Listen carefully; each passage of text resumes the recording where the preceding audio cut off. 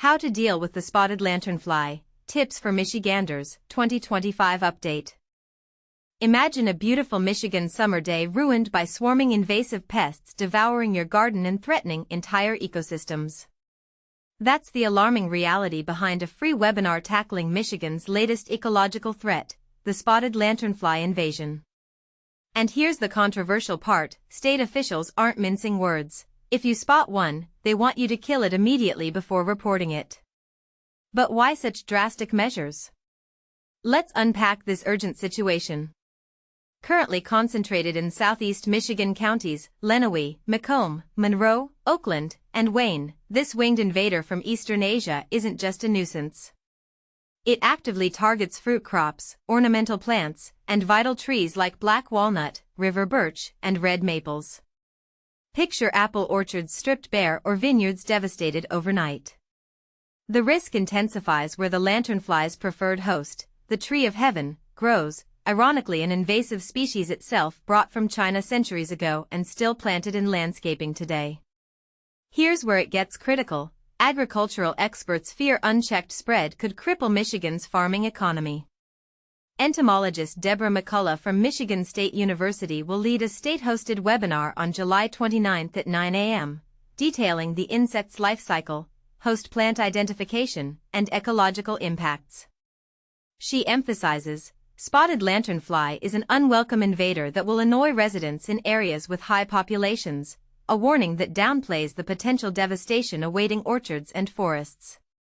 But here's the part most people miss. This webinar isn't just about identification, it's a crash course in active infestation management. Participants will learn practical response strategies, a crucial skill since government agencies can't tackle this alone.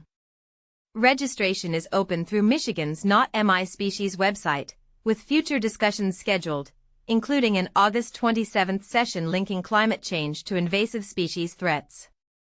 Now, let's address the elephant in the room. Is kill on sight ethically justified for invasive species? Some argue it's ecological self-defense, while others question whether humans should play executioner for problems we created through global trade. Where do you stand, aggressive intervention or alternative solutions?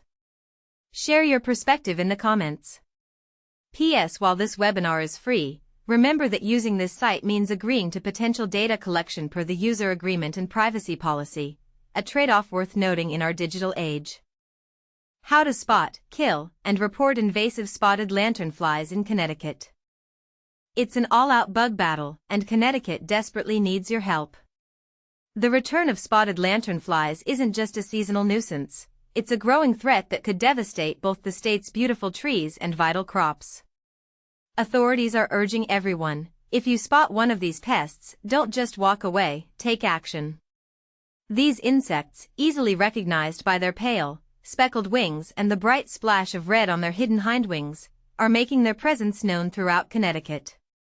First detected on the continent back in 2014, spotted lanternflies have been multiplying rapidly since their arrival in Connecticut 6 years ago. And the situation is escalating. The highest numbers are currently found in Fairfield and New Haven counties, but recent reports show these bugs steadily advancing northward, reaching into Hartford County and regions beyond. The state's Department of Energy and Environmental Protection, along with the Agricultural Experiment Station, are sounding the alarm. Nearly 50% of Connecticut's trees, along with precious fruit and nut crops, could come under siege. Why so serious? Lanternflies feed by sucking sap from plants, which weakens them, stunts growth, and leaves behind a sticky excretion.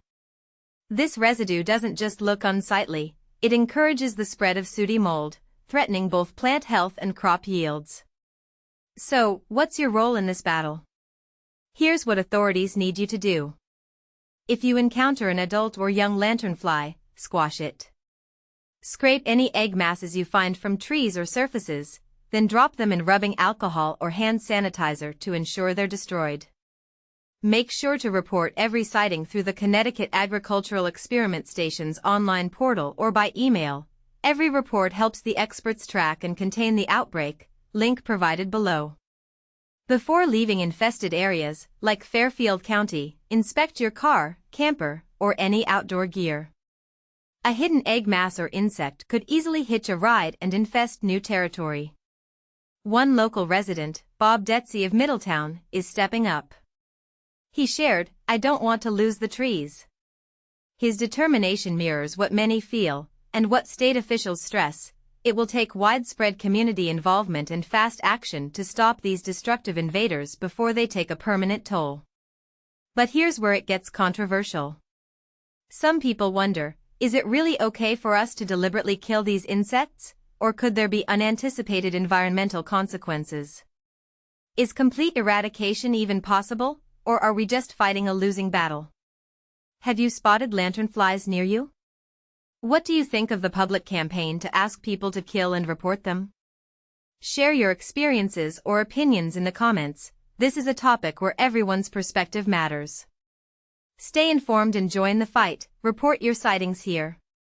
https://survey123.arcgis.com/share/e1257888b7924a06a79858096d9187fb ?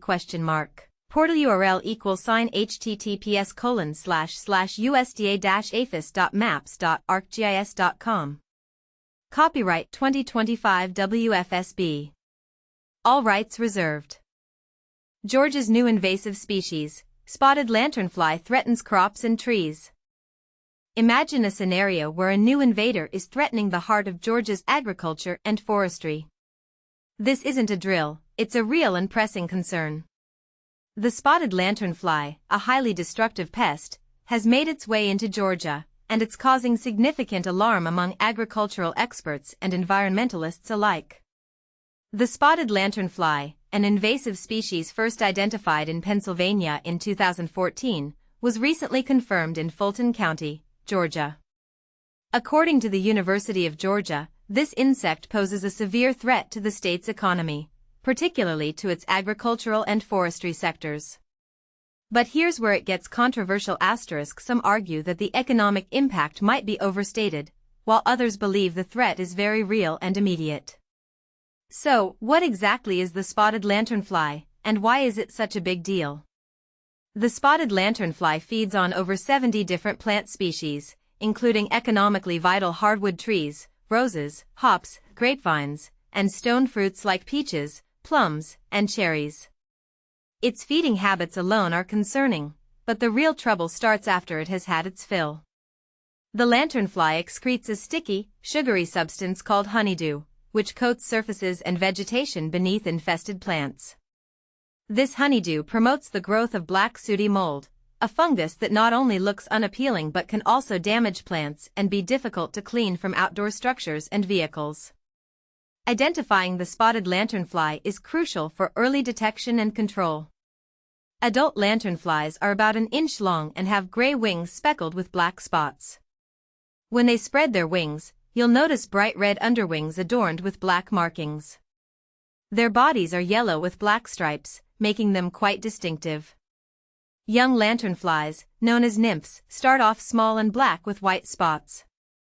As they mature, they turn red and black, still covered in white spots. Although they can't fly, they can hop quickly. The egg masses of the spotted lanternfly resemble gray or brown smudges and are often found on tree trunks, vehicles, rocks, or outdoor gear. If you spot a spotted lanternfly, experts recommend taking immediate action to prevent its spread. According to NBC, you should eliminate the pest right away, whether by squashing it by hand, stomping on it, or using a fly swatter.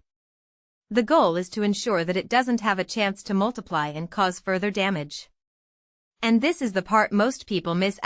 While the spotted lanternfly is a significant threat, the response to it can also have broader implications.